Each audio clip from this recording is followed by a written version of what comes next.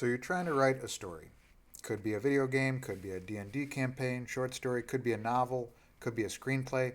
Whatever it is, you have some idea in your head. You know you want to write something, but you're just struggling to get it on the page. You've got your laptop open, you're you're trying to type, but it's very difficult to translate the ideas in your head into words on the page.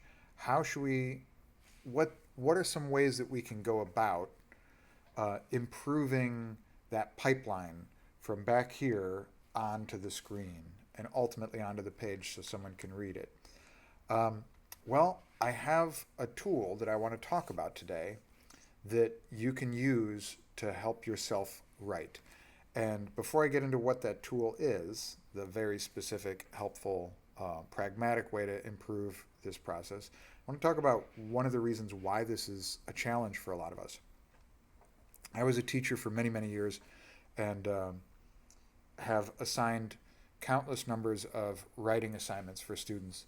And sitting down with a blank notebook and a pencil in their hand, they can't get anything on the page. And I've seen this so many times when people have ideas and a blank notebook and a pencil, or a laptop with an empty screen and their fingers on the keyboard, but nothing happens, nothing comes out. It isn't because they don't have good ideas. Um, it's not because they're not smart or not talented. Um, there's just something inhibiting that progress from the idea to the written word on the page. And I'll frame this in my own sort of way, in my own sort of words.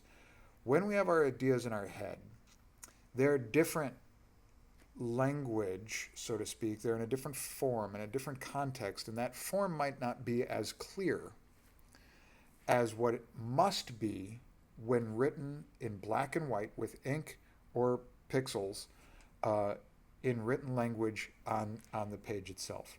That is a concrete, crystallized form of an idea. That is clear and it is well defined and it is structured and it has edges and you can point to it and you can say that is where the idea is and you can pick it apart. And the idea in our head might still might be just as true and might be just as rich or even more rich. It just might not be as well defined. And defining it is sometimes the difficult part. So if I were to task you with a writing prompt and say, describe to me, we're going to write another chapter in Lord of the Rings, and um, Bilbo and Samwise are going to come across another type of monster, a new type of monster that wasn't in the book. And where's that monster going to take place? It'll be in a swamp at night. Okay, now we got our characters, and they're in a swamp at night, and you have to imagine this thing that doesn't exist. No one's written this before. You got to imagine this monster. In your head, you're probably imagining shadowy something, maybe fangs or fur or scales, lots of legs, or maybe no legs. Maybe it's a ghostly apparition that's drifting around on fog. Whatever it is you're imagining as this monster, you've got these elements, glowing backlight or glowing eyes or a raspy voice or a whisper or a screech or whatever these scary, you know, Halloween-esque elements are that you would write into this monster. Those are all fantastic, and that's exactly what the creative process is about, and why your imagination is the engine that's going to drive your writing.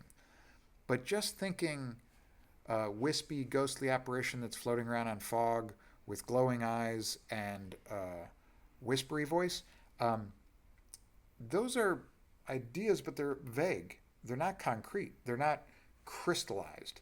That concrete hasn't set. And it's very difficult to translate that into a real monster on the page that is defined and has clear boundaries as written in black and white with ink or pixels, and I can look at it and point to it. Uh, the written word is harder for a lot of people, most people I would say, than the spoken word. So the tool that I would suggest you use as a pragmatic, utilitarian approach to translating vague, good ideas into crystallized, well-defined ideas with boundaries that are made out of black and white pixels or ink on the page. The tool that I would suggest you use is your cell phone. Your cell phone.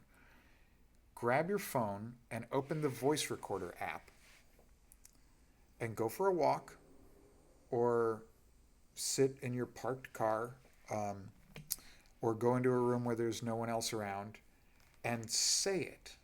Verbalize it. Tell me the story. Tell you the story. Say it into your phone and record it. Right? So if you were to be asked, instead of to write this monster, just describe it out loud, and you go, well, he's got these wispy whatever, and there's these horns, there's like 5 sets of horns, and they're on fire, and yeah, then you're starting to translate. You're using English language words, or whatever language you write in, you're using verbalized words, and you're starting to get a couple of them. You're starting to get some adjectives. You're starting to get some of the physical structures, horns. Are they scaly? Are they furry? You're starting to get some of the words that you can use instead of the undefined sort of fuzzy edges concepts in your head. And if you can verbalize it and you can say it out loud,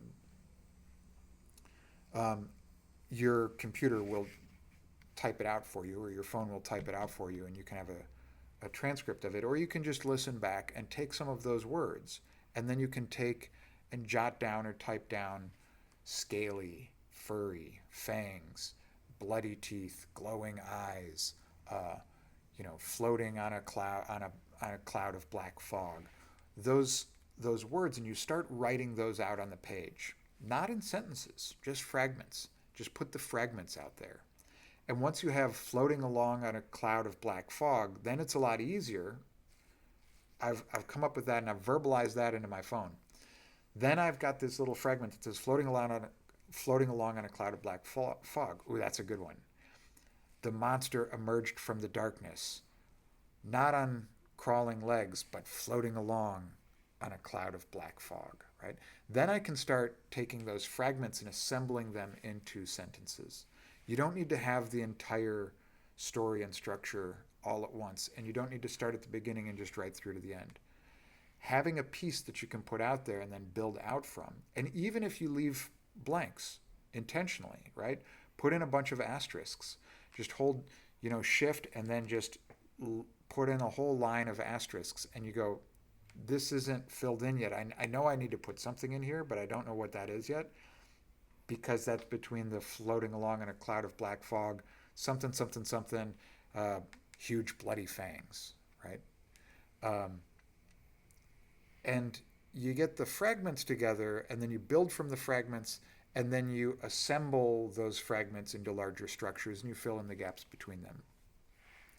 So your phone is a fantastic tool because your voice is much easier and for you to translate the fuzzy ideas in your head to the crystallized, concrete, well-defined, within boundaries, in black ink or pixels on the page ideas that you have to write. That translation is easier to do through your voice than just going straight from your brain onto the page.